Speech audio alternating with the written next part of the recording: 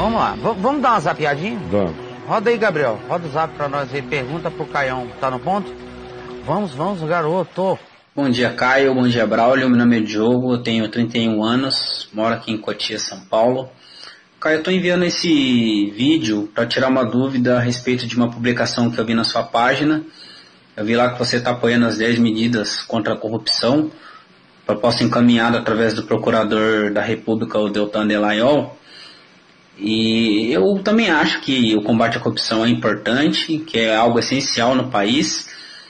Porém, eu vejo com muita preocupação um aspecto desse projeto, que seria a utilização de provas ilícitas, né, desde que fosse conseguida de uma suposta boa-fé, né, para fazer parte ali da peça acusatória. E eu vejo isso com uma grande preocupação,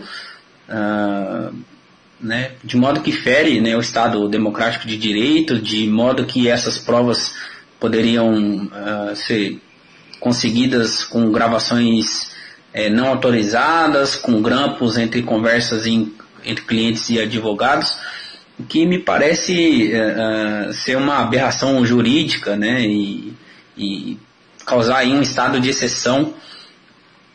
E, de certa forma, eu vejo essa tentativa do judiciário, né, com uma certa similaridade com o que aconteceu com o PT, a despeito de toda a perseguição e de todo golpe jurídico midiático que vem acontecendo, de que o PT também traçou esse mesmo caminho. Em nome do ideal, da causa, os meios justificaram os fins, e a gente viu aí no que está dando. E eu vejo o judiciário brasileiro caminhando no mesmo sentido. E antevejo também que a situação vai ser trágica. Eu gostaria de saber se você concorda com esse tipo de situação, se você concorda que os fins justificam os meios e que a gente não vai criar aí um estado de exceção e um problema muito sério no futuro, caso esse aspecto dessa medida seja aprovado aí. Muito obrigado e um bom dia a todos. Ei, Diogo, meu filho, se você me perguntar se eu creio que se os fins justificam os meios, você nunca me ouviu, não é? Nunca me ouviu. O que eu estou dizendo a vida inteira é que os fins não justificam os meios. Não sou eu quem diz, é Jesus. Cadê o BG, minha gente? Jesus é quem diz isso. É Jesus quem diz isso. É o Evangelho quem diz isso. Não sou eu. A gente não tem que ir discutir esse assunto em nenhuma academia filosófica para chegar a essa conclusão. Foi o que Jesus disse a Satanás na tentação. A proposta de Satanás foi: os fins justificam os meios. A resposta de Jesus foi: não, os fins não justificam os meios. Então, não tem mais assunto, está resolvido.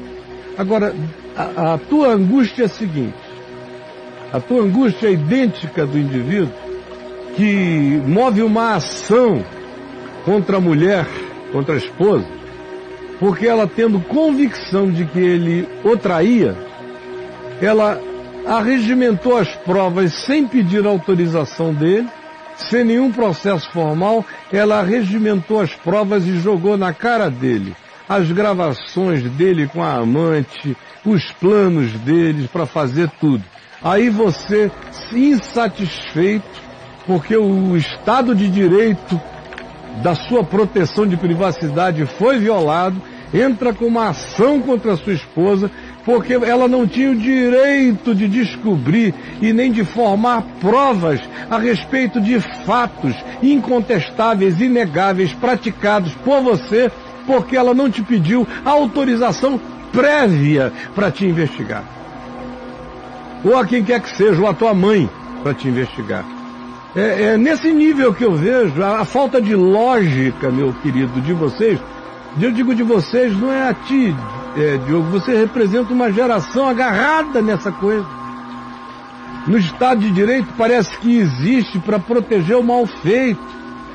Não pode haver Estado de Direito que cubra o mal feito factualizado. Não pode haver a suspeição e aí o indivíduo, sem nenhuma regimentação comprobatória para iniciar o devido processo legal, fazer isto. Agora, algo que já está iniciado. que está todo mundo sabendo, eu em casa estou sabendo que o processo está iniciado, e os caras não param, nem com o processo iniciado, e ficam se amparando ou em foro privilegiado, ou nessa história de me gravaram, mas não tinham autorização devida para me gravar. Ora, se você tem coisas não graváveis, não fale ao telefone, não mande o WhatsApp, faça como a máfia antiga. E antes de encontrar com o cara, apalpe-o para ver se ele não está wired, gravando alguém. Do contrário, faça o que é certo. O que eu acho extraordinário são pessoas serem eleitas para serem representantes do povo, para fazerem coisas certas, corretas, direitas, conforme o processo legal. E que se amparam no processo legal para fazerem coisas ilegais. É isso mesmo. Então para com isso, meu filho, você e todo mundo. O buraco é muito anterior, rapaz. Você é só um garoto do PT chocado com essa história. Eu sou um cara de uma geração velha, cansado dessa tecnicalidade de direito. Eu, por mim, acabava com foro privilegiado, acabava com isso tudo. O que vale para mim, vale para qualquer um. O que vale para me derrubar como marido na minha casa, vale para derrubar o presidente como presidente. O que é que me derruba como marido na minha casa? Sou eu fazer coisas erradas e ficarem comprovadas ou gravadas, sem que eu as confesse ou não. Ninguém vai ter direito legal de constatar isso. Eu é que não tinha o direito humano de fazer o que eu estou fazendo. Agora, você quer trocar o erro humano, o erro político, o erro social, o roubo social, o agravo coletivo, proteger isso em nome do Estado de Direito, proteger essa corja, e você só está preocupado com os do colarinho branco. Você advoga essa causa pro Fernandinho Beiramar? Você se preocupou com isso quando prenderam alguma vez? Com o devido processo legal? Se as gravações eram monitoradas com autorização ou não? É muita hipocrisia, meu amigo. Você continua, alguém fez tua cabeça, você continua a fazer distinção entre cidadão e cidadão. Essa é a premissa falsa para começar. Para mim, todo mundo é a mesma coisa. O que vale para mim, vale para eles, vale para ti.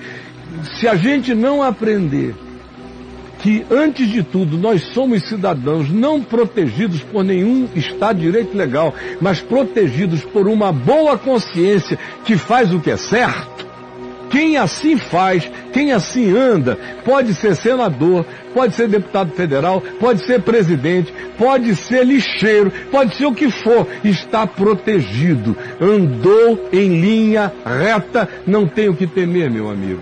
Então me desculpe, o devido processo legal, eu tive amigos que ficaram aí discutindo, se inimizaram no impeachment da Dilma, porque estava tudo errado, você conversava com eles, eles admitiam que estava tudo errado, mas não pode por causa do devido processo legal. Bom, chega a um ponto que a gente cai na tecnicalidade que o O.J. Simpson, nos Estados Unidos, todo mundo sabia que ele tinha matado a mulher e o amante dela em casa, o namorado dela em casa, todo mundo. Dele, a mãe dele, a todo mundo. Mas por causa de uma tecnicalidades, ele não foi para a cadeia. Ele teve que continuar fazendo mal para ser preso depois. E todo mundo olhando. É um caso muito menos grave do que esses, onde o assassinato é genocídico. O que a gente está experimentando aqui? 180 bilhões de dívidas, gente passando fome, morrendo, 12% da população desempregada por causa do devido processo legal. E o roubo comendo solto.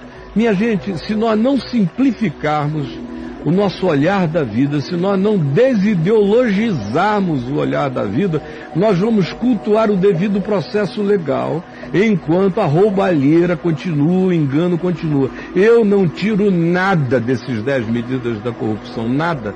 Sinceramente, eu acho é pouco. Para o que a gente está tendo aqui, eu acho é pouco.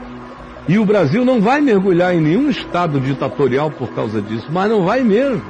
Se o Brasil tem alguma chance de se salvar de um estado populista, democrático, ditatorial, é através da aplicação dessas 10 medidas legais, que podem ser limpadoras para a nossa cidadania se a gente levar a sério.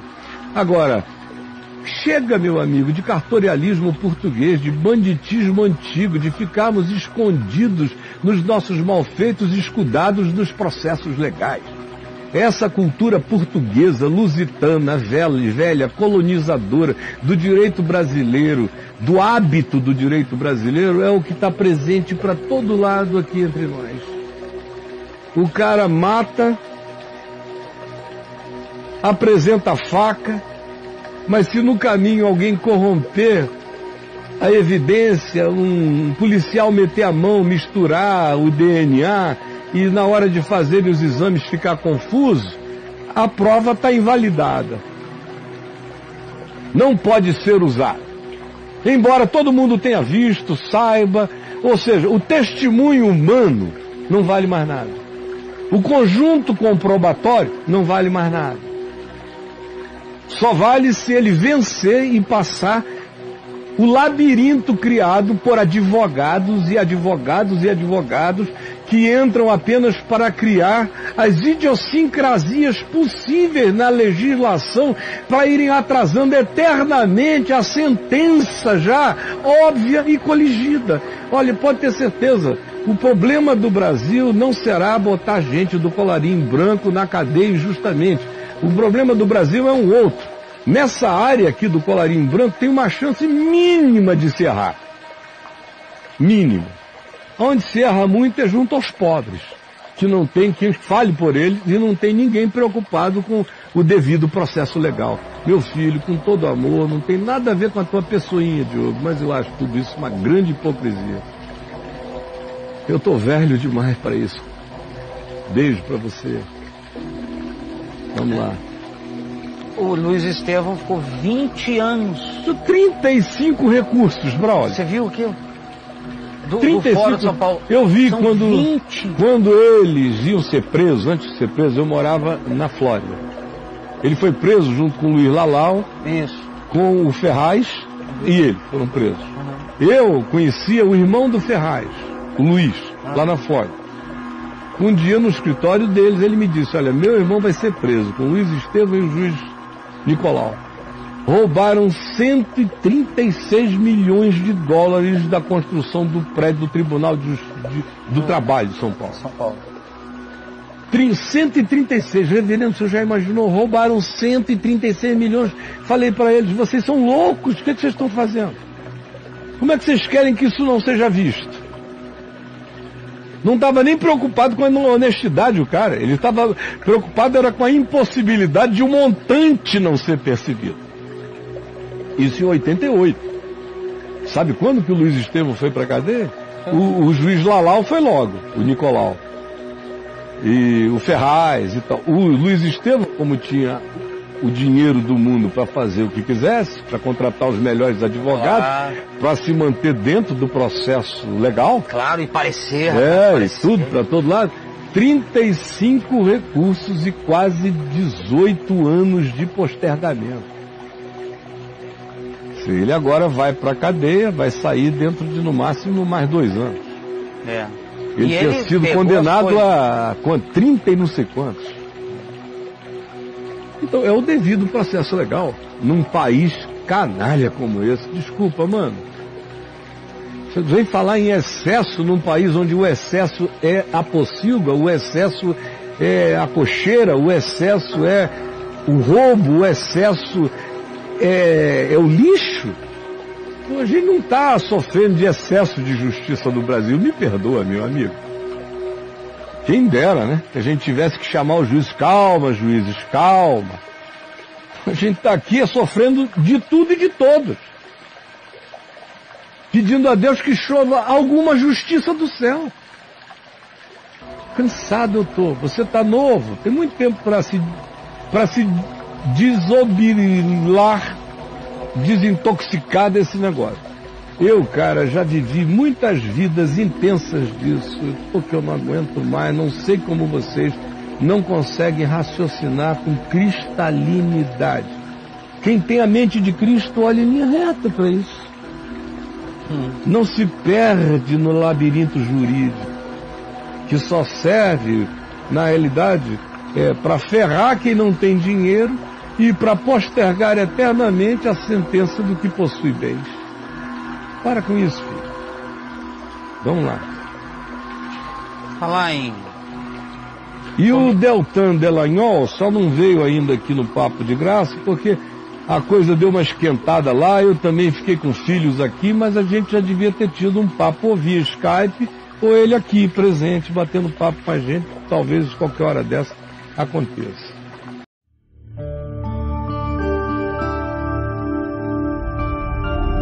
Vem IVTV, o canal é você.